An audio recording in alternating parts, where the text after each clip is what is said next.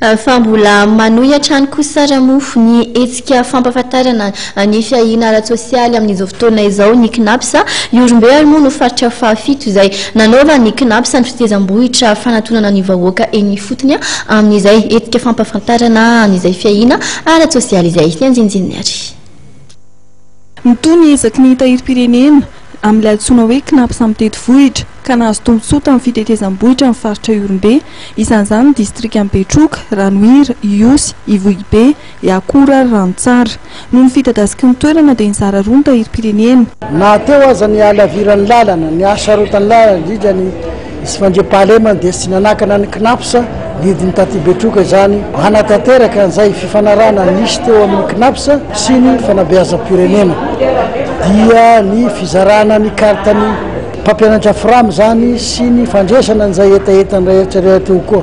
Taratasy mahery 520 ny voakarakara ny ekipan'ny KNAPS atao amin'ny trampokon'olona tao Betroka. Voakarakara ireo mpampianatra framy ka teo ihany koa ireo mpiasa tsy miankina sy ny zokiolona.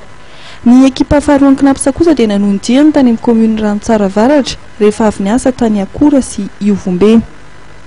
Ka ny atota taranatasin'ireo mpampianatra framy sy ireo olona manandrara amin'ny KNAPS no nikarakaran'izy ireo.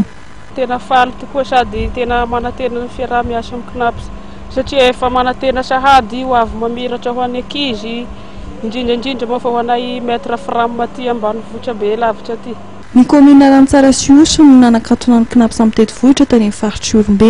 KNAPS mitety vohitra zany tsy zoviany amintsika tsony fa nahazo ny anjarany koa ny faritra Iorombe. Nalianay izao avy niainga tao Iosy dia nandalo tany Ivohibe dia nivadika aty amin'ny faritra Iakora dia izao mamarana azy eto amin'ny commune-ny Rantsara izao. Mahatratra eo amin'ny 200 mahery kely eo izy izao hatramin'izao fotoana izao. Fitetezam-bohitra izay totosa noho ny fiaraha-mientan'ny KNAPS avy any amin'ny Ivohibe sy ny avy any Iosy Fianaratsoa ary Toliara.